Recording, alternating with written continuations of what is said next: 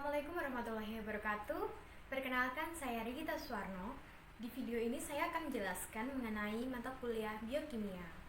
Biokimia yang terdiri dari pengertian biokimia, karbohidrat, protein, senyawa makro dan mikro, enzim dan enzimatis. Yang pertama adalah biokimia. Pengertian biokimia adalah ilmu yang mempelajari mengenai reaksi pada makhluk hidup.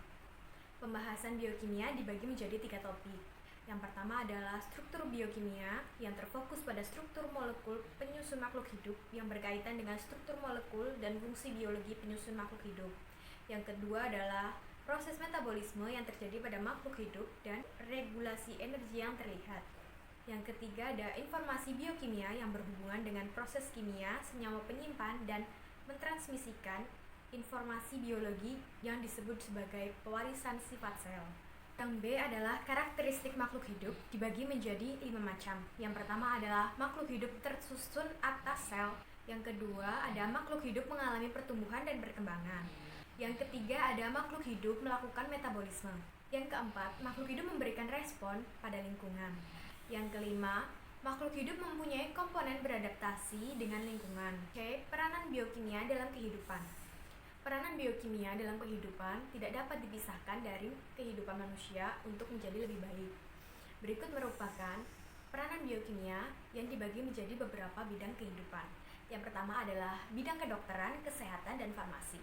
Pada bidang ini terdapat banyak sekali penemuan seperti penemuan vaksin, penemuan pengobatan untuk kanker, penemuan obat HIV, dan produksi insulin dan antibiotik untuk manusia. Yang kedua, bidang pertanian. Pada bidang ini ditemukan beberapa tanaman unggul seperti kapas transgenik, jagung manis Thailand, durian Bangkok, beras beta karoten atau sering disebut dengan gold rice, tomat tahan simpan, dan juga adanya pupuk organik. Pada yang ketiga, bidang peternakan. Pada bidang ini ditemukan ternak-ternak unggul seperti sapi perah maupun sapi potong. Yang keempat adalah bidang pangan. Pada bidang ini diproduksinya seperti yogurt, kecap, tempe, Yakult, tepung, dan lain-lain. Lalu adanya produksi asam amino esensial, produksi vitamin, produksi enzim pangan seperti amilase, lipase, selulase, silanase, dan imunilase. Kedua adalah karbohidrat. Karbohidrat sendiri berasal dari bahasa Yunani yaitu sakaron yang berartinya gula. Karbohidrat adalah komponen esensial semua organisme hidup. Organisme yang memproduksi karbohidrat antara lain adalah bakteri tertentu, alga, dan tumbuhan. Pada organisme ini, mereka dapat mengubah energi cahaya matahari menjadi energi kimia, lalu diteruskan menjadi pembuatan karbohidrat dengan menggunakan karbon dioksida atau CO2. Klasifikasi utama karbohidrat adalah 1. Monosakarida, merupakan unit terkecil dari struktur karbohidrat. Yang kedua adalah disakarida yang terdiri dari 2 residu monosakarida yang berkaitan dengan kovalen nama ikatan glikosida. Yang ketiga adalah oligosakarida yang terikat antara 3 sampai dengan 20 residu monosakarida. Dan yang keempat adalah polisakarida, yaitu adalah polimer yang mengandung lebih dari 20 residu monosakarida. Monosakarida dan turunannya. Monosakarida adalah karbohidrat yang paling sederhana, karena monosakarida tidak dapat lagi dihidrolisis menjadi gula yang lebih sederhana. Sifat-sifat dari monosakarida adalah larut di dalam air, berwarna putih, padat kristalin, dan berasa manis. Contoh dari monosakarida adalah glukosa, fruktosa, galaktosa, dan ribosa. Terdapat banyak turunan monosakarida yaitu sugar peptide, deoksasugar, dan aminosugar, sugar alkoholi, dan sugar acid. Disakarida dan turunannya. Disakarida terbentuk ketika karbon aromatik dari satu molekul monoksida berinteraksi dengan satu dari beberapa gugus hidroksil molekul monoksida lainnya. Interaksi ini membentuk ikatan kovalen yang dinamakan dengan ikatan glikosida. Oligosakarida dan turunannya. Oligosakarida terdiri dari 3 atau lebih unit residu monosakarida. Oligosakarida tidak berada dalam keadaan bebas, tetapi sering berkaitan dengan molekul non-gula seperti lipid membentuk glikolipid, protein membentuk glikoprotein, yang keduanya mempunyai fungsi sebagai pengatur. glikoprotein dan glikolipid adalah glikoconconjugate. Polisakarida dan turunannya. Polisakarida sering dinamakan juga sebagai glikan. Polisakarida dapat dikelompokkan menjadi dua kelompok besar, yaitu homopolisakarida dan heteropolisakarida. Homopolisakarida juga dinamakan sebagai homoglikan, yaitu polisakarida yang mengandung beberapa homoglikan berfungsi sebagai molekul penyimpan energi seperti pati dan glikogen, sedangkan homoglikan selanjutnya berfungsi sebagai elemen struktural dinding sel tumbuhan, yaitu selulosa. Hanya satu tipe residu monosakarida, sedangkan heteropolisakarida dinamakan juga sebagai heteroglikan, yaitu polisakarida yang mengandung residu monosakarida lebih dari satu tipe, dan rangka luar hewan yaitu kitin. Sedangkan heteroglikan menyediakan pendukung ekstraseluler pada semua kingdom. Protein berasal dari bahasa Yunani yaitu protos, yang berarti adalah paling utama. Karena protein merupakan sel yang mempunyai peranan penting sehingga diartikan sebagai peranan utama. Ada 3 fungsi protein, antara lain 1. Perlindungan terhadap infeksi, 2. Katalis reaksi metabolik, yang ketiga, dukungan dan kekuatan mekanik. Protein merupakan kelompok molekul makanan yang paling penting karena menyediakan karbon, hidrogen, nitrogen, dan sulfur yang tidak dimiliki oleh lemak dan karbohidrat. Protein memiliki berbagai bentuk, namun dapat dikelompokkan menjadi 2, yaitu protein globular dan protein fibrous. Protein globular merupakan protein yang larut di dalam air. Bentuknya seperti bola dengan karakteristik pada bagian dalam protein hidrofobik dan pada permukaan protein hidrofilik. Kebanyakan protein globular adalah enzim. Yang kedua, protein fibrous adalah protein struktural yang menyediakan dukungan mekanik pada sel dan organisme. Protein fibrous dirancang khusus seperti kapel besar. Asam amino protein alami. Protein adalah polimer dari asam amino. Asam amino yang pertama kali ditemukan adalah asparagin pada tahun 1806, sedangkan asam amino yang terakhir ditemukan adalah treonin yang belum teridentifikasi pada tahun 1938. Kelompokan protein berdasarkan fungsinya. Protein adalah polipeptida, merupakan perbedaan suatu protein dengan protein lainnya yang terletak pada jumlah urutan residu penyusunnya. Protein mempunyai berbagai macam fungsi biologi. Yang pertama adalah enzim. Enzim adalah katalis biologi. Contohnya yaitu enzim pencernaan seperti pepsin, tripsin, dan chymotrypsin. Yang kedua adalah protein pertahanan yang termasuk dalam antibodi yang sering disebut sebagai immunoglobin, yang merupakan molekul protein yang mempunyai spesifik tinggi.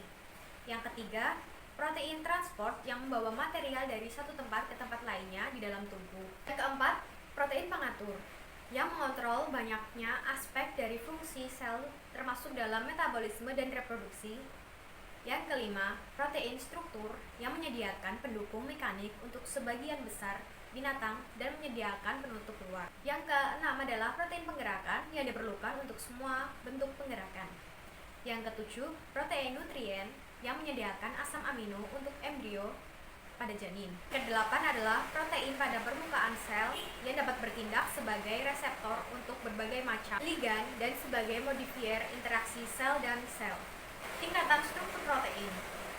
Protein memiliki 4 tingkatan struktur, yaitu struktur primer, struktur sekunder, struktur tersier, dan struktur kuarter. Pada struktur primer menggambarkan mengenai sekuensi linear dari residu asam amino pada protein. Protein globular. Mioglobin adalah protein pertama yang diketahui struktur tersier lengkapnya. Mioglobin merespon persediaan oksigen dari jaringan otot reptil, burung, dan mamalia. Hemoglobin adalah protein tetramer yang lebih besar yang membawa oksigen ke dalam darah. Protein-protein yaitu keratin dan kolagen. Keratin adalah protein yang tahan secara mekanik dan tidak bereaksi secara kimia. Kolagen merupakan protein ekstraseluler yang diorganisasikan masuk ke jaringan. Denaturasi protein. Denaturasi terjadi ketika organisasi struktur protein globular seperti alpha helix dan beta sheet dan pelipatan tersier protein menjadi kacau sempurna. Kestabilan protein pada suhu tinggi. Mikroorganisme yang hidup pada suhu tinggi dikelompokkan sebagai termofile dan hipertermofile. Enzim dan protein pada termofile dan hipertermofile lebih tahan terhadap panas daripada mesofile dan fungsinya optimal pada suhu yang tinggi. Gel elektroforesis protein adalah teknik pemisahan molekul protein berdasarkan sifat fisiknya, seperti muatan atau masanya dalam matriks gel menggunakan arus listrik. Protein pada basis data Casey, PDB, dan GenBank. Sekuens residu asam amino suatu protein, sekuens basa nukleotida suatu gen dapat disimpan dalam basis data GenBank. Basis data Casey adalah data yang berhubungan dengan enzim yang substratnya karbohidrat, sedangkan data pada basis data PDB adalah data protein yang terutama berhubungan dengan struktur 3 dimensi protein. Senyawa makro dan mikro pada makhluk hidup atau tumbuhan. Tumbuhan memerlukan 2 jenis unsur hara untuk menunjang pertumbuhan dan perkembangan yang optimal, yakni unsur hara makro dan unsur hara mikro. 1. Pengertian unsur hara makro dan mikro. Unsur hara makro adalah unsur hara esensial yang dibutuhkan dalam jumlah banyak, merupakan unsur hara yang sangat berperan dalam proses pertumbuhan tumbuhan. Contohnya ada nitrogen, fosfor, dan kalium. Unsur hara mikro adalah unsur hara yang diperlukan tanaman dalam jumlah kecil, tetapi fungsinya penting dan tidak tergantikan. Contohnya ada besi, mangan, dan tembaga. Reaksi enzim dan reaksi enzimatis. Pengertian enzim. Enzim berasal dari bahasa Yunani enzyme yang berarti di dalam sel. Enzim adalah biomolekul berupa protein yang berfungsi sebagai katalis atau senyawa yang mempercepat proses reaksi tanpa habis bereaksi. Sifat-sifat enzim. Pertama, berkemampuan sebagai katalisator.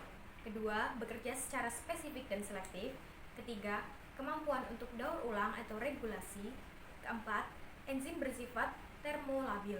Yang kelima, enzim bersifat bolak-balik. Yang keenam, mampu menurunkan energi aktivasi. Bagian-bagian enzim.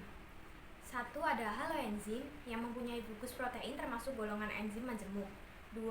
Apoenzim atau apoprotein. Haloenzim yang terdiri atas protein. 3. Gugus prostetik, kofaktor yang terikat kuat pada protein atau sukar terurai dalam larutan. Yang keempat, koenzim, kofaktor yang tahan panas dan berfungsi sebagai pembawa sementara atom spesifik dan gugus fungsional. Yang kelima adalah kofaktor, merupakan suatu gugus, namun bukan sebuah protein. Klasifikasi enzim. Enzim dibagi menjadi 6 macam. Yang pertama adalah oksidoreduktase, yang kedua adalah transferase, yang ketiga adalah hidroalase, yang keempat adalah liase, yang kelima adalah isomerase, dan yang keenam adalah ligase. Cara kerja enzim. 1. Teori lock and key didefinisikan oleh Emil Fischer. Menurut teori ini, enzim memiliki cara kerja yang mirip seperti mekanisme kunci dan anak kunci. Dan yang kedua adalah teori Indruxet-Witt. Teori Indruxet-Witt dikemukakan oleh Daniel Klaslow. Berdasarkan teori Indruxet-Witt, suatu enzim melakukan penyesuaian bentuk untuk berikatan dengan substrat. Reaksi enzimatis adalah reaksi yang melibatkan bantuan enzim sebagai katalisator dalam suatu reaksi biologi. Dasar-dasar kinetika reaksi enzimatis. Yang pertama, menurut Michaelis dan Maten, laju awal reaksi enzimatis dapat diperlukan berdasarkan fungsi terhadap konsentrasi substrat dan parameter yang berpengaruh dalam enzim. Yang kedua adalah Henry. Henry mengemukakan bahwa pembentukan kompleks enzim substrat reversibel selama reaksi pembentukan produk dari substrat laju reaksi berbanding lurus dengan konsentrasi kompleks. Sekian penjelasan saya mengenai mata kuliah biokimia. Terima kasih dan wassalamualaikum warahmatullahi wabarakatuh.